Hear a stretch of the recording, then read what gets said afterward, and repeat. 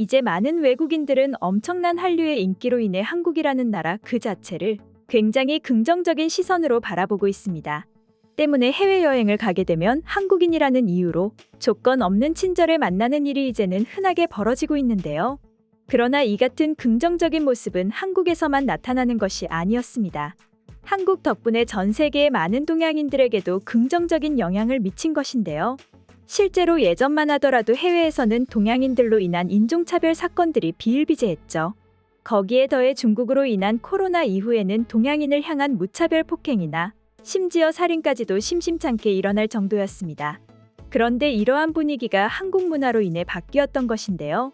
캐나다에 사는 중국인 3세 캐나다인인 젠왕은 캐나다에서 유명한 저널리스트이자 작가로 활동하고 있습니다. 젠은 얼마 전 캐나다의 국영방송 중 하나인 CBC를 통해 흥미로운 기사를 보도해 화제가 되었는데요. 넷플릭스에서 본 한국 드라마가 중국인 이민 3세인 본인에게 엄청난 위안이 되었으며 자신의 정체성에 긍정적인 영향을 주었다는 내용이 줄을 이루고 있었죠. 기사의 내용에 따르면 보통 이민 3세대쯤 되면 1세대와는 달리 자기가 어디에서 왔는지에 대한 뿌리의식이나 이민자로서의 자기 정체성이 굉장히 약해진다고 합니다. 거기에 더해 만연하게 팽배해 있는 인종차별에 지속적으로 노출되다 보면 자연스럽게 스스로 동양인이라는 것에 대해 안 좋은 기억만 남게 된다고 하는데요. 게다가 콧날이 높고 오똑하며 눈이 크고 대체적으로 키가 큰 백인들을 보면서 자라나다 보니 동양인 이민자들의 아이들은 역설적이게도 동양인들의 모습을 보면 멋있다거나 예쁘다고 생각하지 않는 경우도 생겨나고 있죠. 그런데 최근 한류가 전 세계에 강타하면서 이러한 현상들이 자취를 감추기 시작했습니다. 일례로 사랑의 불시착이나 빈센조 같은 드라마에 나오는 한국의 배우들이 너무나 예쁘고 잘생겨서 동양인들 역시 멋있다는 것을 깨닫게 된 것이죠. 본인과 비슷한 검은 머리에 검은 눈동자를 가진 한국인들의 모습에서 편안함을 느끼는 것입니다. 한국인도 아니면서 왜 한국인들을 보며 자기만족을 하나 여길 수도 있지만 그렇지 않습니다. 애초에 보통 외국인들이 인종차별을 할 때 중국인이나 한국인 또는 일본인들을 구분해서 차별을 하지 않습니다. 그로 인해 한국인들 역시 종종 중국인들 덕분에 덩달아 욕을 먹는 일도 종종 있죠. 이는 반대의 상황도 마찬가지입니다. 이미 한류 덕분에 한국에 긍정적인 인식을 가지고 있던 외국인들은 자연스럽게 동양인 그 자체에까지 긍정적인 시선을 보내게 되었던 것입니다. 그렇다면 왜 유독 수많은 동양권 나라에서 유독 한국만이 동양인들의 선두주자와 같은 이미지를 얻고 있는 것일까요? 그것은 바로 한국적이면서도 동아시아인들의 보편적인 정체성과 욕망을 대변하기 때문입니다. 즉, 자유와 민주주의인 것인데요. 한국은 자유와 민주주의를 획득하기 위해서 수많은 희생을 치러왔고 국민의 단결된 힘으로 끝내 그 자유와 민주주의를 되찾았죠. 여러분도 아시다시피 아시아에서 민주주의 국가는 4개 국가밖에 없는데요. 그중 가장 오래된 것으로 알려진 나라는 인도와 일본이나 인도의 경우엔 불평등한 사회 계층 구조인 카스트 제도의 바탕을 둔 불안한 민주주의를 유지해오고 있었고, 일본의 경우 원자폭탄을 2번이나 두들겨 맞고 미국에 의해서 강제로 주어진 초보수적 민주주의라 할 수 있습니다. 그 다음이 바로 한국과 대만이지만 대만 역시 과격한 투쟁 없이 한국의 민주화의 과정을 본따서 평화적으로 정권 이양을 이룩했던 만큼 사실상 진정하게 혁명적 투쟁 과정을 통해서 민주주의를 이룩한 아시아 국가는 사실상 한국밖에 없는 것이죠. 그리고 이러한 한국의 창의성과 자유, 그리고 정치적 사고적 민주주의, 이것이 바로 가장 한국적인 한류의 콘텐츠의 기반을 다지고 있기에 동양에서 한국이 가장 인정받을 수 있는 것이 아닐까 싶은데요. 지난해 한국의 블랙 코미디 스릴러 기생충이 오스카 최우수 작품상을 수상하는 엄청난 기염을 토해냈습니다.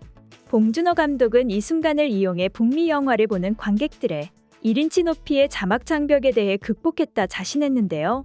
한국 밖에서의 K-드라마의 인기는 적어도 다른 아시아 시장에서는 언어가 장벽이 아니라는 것을 증명해준 최초의 사례인 것이죠. 그리고 이러한 정체성 덕분에 타국에 있는 수많은 한국인 동포들이 자신의 정체성에 자부심을 가질 수 있는 것이고, 나아가 여러 동양인들까지 함께 동양인이라는 것에 당당할 수 있는 게 아닐까 싶은데요. 그럼 지금부터는 관련 내용을 보고 외국인들은 어떤 다양한 반응들을 보여주고 있는지 여러 댓글들을 통해 살펴보도록 하겠습니다. 증오 범죄자들이 그 차이를 구별하지 않습니다.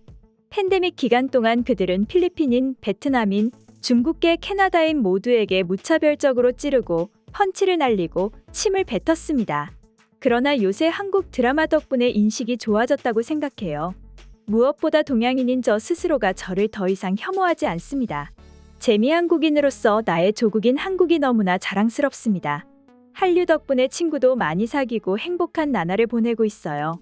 K 넷플릭스는 내가 나 자신에 대해 느끼는 방식을 바꿔놓았다. 나는 몬트리올에서 아시아 남성이 매력적이라고 느끼지 않았지만 이제는 아니다. 무엇보다도 가장 만족스러운 것은 분열이 없음에도 불구하고 아름답다는 것입니다. 난 어머니가 한국인입니다. 오징어 게임의 열풍은 나의 일상생활에도 큰 영향을 미쳤습니다. 같은 부서에서 일하는 백인 직원이 아침에 출근해서 나와 한국 드라마에 대해 대화를 합니다. 이것은 살면서 처음 겪는 일입니다. 저도 친구들과 한국 드라마에 대해 얘기하는 것을 즐깁니다. 한국인 친구가 생겼으면 좋겠다는 생각을 하기도 해요. 봉준호 감독이 기생충으로 상을 받은 다음 날은 내가 한국인의 피가 흐른다는 이유만으로 봉준호 감독과 아무런 관계가 없는데도 불구하고 종일 축하를 받았죠. 그날은 등교에서 하루 종일 기생충에 대한 얘기만 하다 집에 간 것 같아요. 확실히 한류 덕분에 동양인에 대한 인식이 많이 좋아진 것은 사실이라고 생각해. 난 인종차별주의자는 아니지만 예전만 하더라도 동양인들에게 별로 관심이 없었다. 그러나 드라마에 빠진 현재는 간절하게 한국인 친구를 만들고 싶어. 실제로 주위에 한국인이 나타나면 괜히 기분이 좋고 말을 걸어보고 싶어져요. 내가 한국 문화를 좋아한다는 것을 자랑하고 싶다고나 할까요? 인종차별주의자들은 모두 다 어디론가 사라졌으면 좋겠어. 대체 그들은 뭐가 잘나서 그러는지 도무지 모르겠다니까?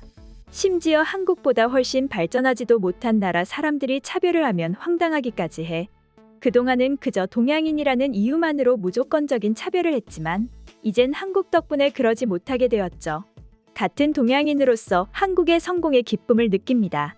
내 주위에도 한국인 친구랑 사귀는 친구가 있는데 예전이었다면 동양인을 만난다는 것에 신기하거나 이상하게 봤을 테지만 요즘엔 오히려 부러워하는 사람도 있더라고. 물론 나도 그 중에 하나야.